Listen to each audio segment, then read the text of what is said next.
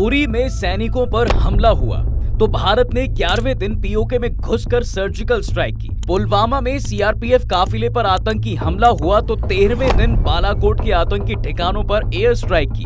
अब पहलगाम में आतंकियों ने 26 लोगों की जान ली तो भारत ने 15वें दिन मिसाइल स्ट्राइक कर दी है। पहलगाम का बदला लेने के लिए भारत ने मिसाइल स्ट्राइक ही क्यों चुनी? मिसाइल स्ट्राइक एक्चुअल कैसे होती है और ये कितनी डेंजरस है? अब आगे पाकिस्तान क्या करेगा, जानेंगे आज की वीडियो में।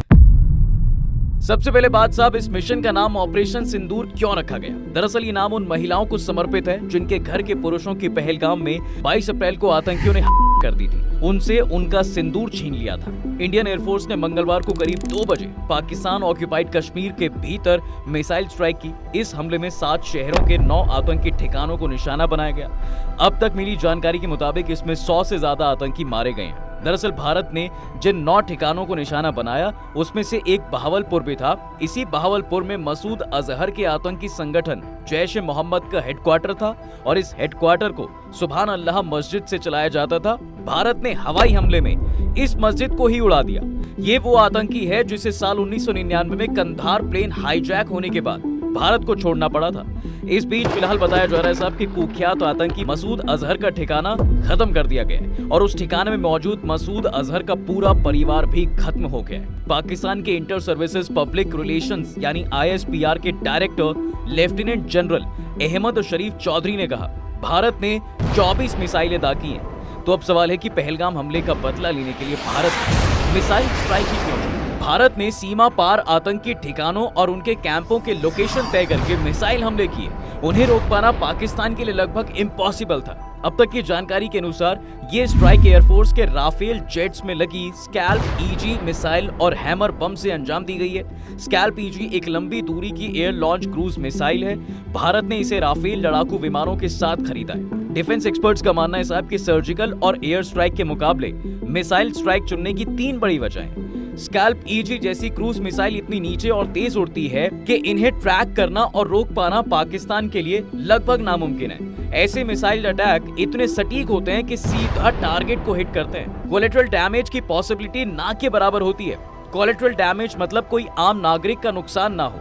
ये मिसाइल अटैक को भारत की सीमा में रहकर लॉन्च किया जा सकता है। एयर स्ट्राइक में फाइटर जेट्स के शूट डाउन का खतरा होता है और सर्जिकल स्ट्राइक में कमांडोज के पकड़े जाने का, लेकिन मिसाइल स्ट्राइक में ऐसा कोई खतरा नहीं है।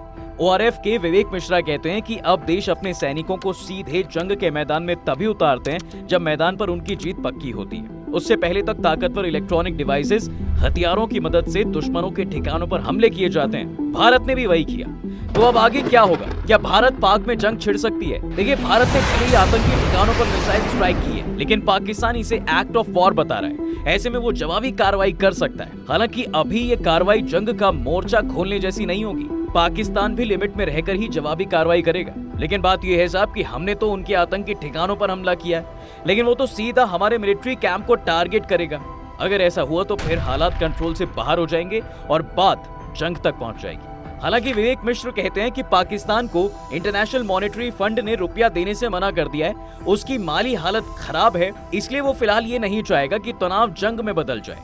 वो जानता है कि जंग की नौबत आई तो उसके पास लंबे समय तक लड़ने के लिए गोला बारूद और पैसा दोनों ही नहीं है। खैर वो तो बात की बात है। अभी फिलहाल वापस आते हैं जो करंट टॉपिक है उस पर, यानी मिसाइल स्ट्राइक की कैसे हुई पूरी प्लानिंग। देखिए, पहलगाम हमले के 11वें दिन 3 मई को दिल्ली में एक मीटिंग होती है। साउथ ब्लॉक में हुई इस मीटिंग में प्रधानमंत्री नरेंद्र मोदी, रक्षा मंत्री Rajnath Singh, army chief general Upendra Dwivedi, air force chief marshal Amarpreet Singh और navy chief admiral Dinesh Kumar Tripathi शामिल हुए। मीटिंग में तय हुआ कि पाकिस्तान और पीओके में आतंकी ठिकानों पर एक बार फिर एयर स्ट्राइक की जाएगी। इसी दिन प्लानिंग में शामिल अफसर साउथ ब्लॉक में शिफ्ट हो गए।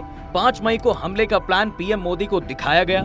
इसके साथ पहलगाम हमले के बदले के लिए ऑपरेशन सिंदूर को मंजूरी मिल गई। इसके बाद तीनों सेनाओं के चुनिंदा अफसरों की टीम बनाई गई। टीम को साउथ ब्लॉक में ही क्वारंटीन किया गया। किसी को बाहर जाने या किसी से कांटेक्ट करने की इजाजत नहीं थी। उन्हें पर्सनल फोन इस्तेमाल करने या परिवार से बात करने की भी परमिशन नहीं दी गई। इसके बाद ऑपरेशन सिंदूर के लिए 6-7 मई की रात को चुना गया। सेना ने देर रात 1:51 पर सोशल मीडिया पर ऑफिशियल बयान जारी कर कहा, इंसाफ हो गया है। साथ में ऑपरेशन सिंदूर की फोटो भी शेयर की। ऑपरेशन सिंदूर पूरा होने से ठीक पहले भारतीय सेना ने सोशल मीडिया प्लेटफॉर्म एक्स पर एक वीडियो पोस्ट किया। इस वीडियो में टैंकों के फायरिंग, लड़ाकू विमानों से मिसाइल लॉन्च और हमले की ट्रेनिंग ले रहे सैनिक थे। इसके साथ संस्कृत में लिखा प्रहाराय सन्निहिता जयाय प्रशिक्षिता, यानी हमला करने के लिए तैयार, जीतने के लिए प्रशिक्षित। इसके बाद ऑपरेशन सिंदूर की ब्रीफिंग के लिए कर्नल सोफिया कुरैशी और विंग कमांडर व्योमिका सिंह सामने आई। उनके साथ विदेश सचिव विक्रम मिस्री भी थे। ब्रीफिंग से पहले आतंकी ठिकानों पर स्ट्राइक का 2 मिनट का वीडियो भी प्ले किया गया। इसमें दिखाया गया कि मंगलवार रात 1:04 से 1:11 के बीच यानी 7 मिनट में अपने टारगेट को कैसे अचीव किया गया। आपको बता दूं कि हमले के लिए भारत की खुफिया एजेंसी रॉ और नेशनल टेक्निकल रिसर्च ऑर्गेनाइजेशन ने 21 आतंकी ठिकानों के इनपुट दिए। इनमें से 9 सबसे अहम टारगेट चुने गए। एनएसए अजीत डोभाल ने तीनों सेनाओं के चुनिंदा अफसरों की टीम बनाई थी। उन्हें ब्रीफ किया गया कि ऑपरेशन का मकसद आतंकी संगठन जैश-ए-मोहम्मद और लश्कर-ए-तैयबा की टॉप लीडरशिप को निशाना बनाना है। एयरफोर्स ने साहब जिन 9 आतंकी ठिकानों को निशाना बनाया, उसमें 4 पाकिस्तान में और 5 ठिकाने पाकिस्तान के कब्जे वाले कश्मीर में थे। इसमें बहावलपुर में जैश-ए-मोहम्मद का हेडक्वार्टर, कोटली में आतंकी ट्रेनिंग कैंप, मुजफ्फराबाद में लश्कर-ए-तैयबा का ठिकाना, मुरीदके में लश्कर का हेडक्वार्टर और बाग में हिजबुल मुजाहिदीन का अड्डा शामिल है। सेना ने साफ किया कि ऑपरेशन के दौरान पाकिस्तानी सेना को निशाना नहीं बनाया गया। ऑपरेशन का मकसद दुनिया को मैसेज देने के लिए था कि भारत अब आतंकवाद पर सिर्फ बयानबाजी नहीं करेगा, सटीक और असरदार मिलिट्री एक्शन से जवाब देगा। वहीं आतंकी ठिकानों पर हमले से बौखलाए पाकिस्तान ने एलओसी से सटे पूंछ जिले के बॉर्डर इलाके में फायरिंग की है। इसमें करीब 12 निर्दोष लोग मारे गए हैं। पाकिस्तान ने यह हमला सीज फायरिंग का उल्लंघन करते हुए किया है। इस दौरान पाकिस्तानी आर्मी ने गुरुद्वारे को भी निशाना बनाया। जम्मू कश्मीर के पूंछ में गुरुद्वारे पर हुए हमले की सुखबीर बादल ने कड़ी निंदा की है। उन्होंने कहा है कि पाकिस्तान सेना का यह कायराना हमला है, जिसमें कई निर्दोष सिख भी मारे गए हैं।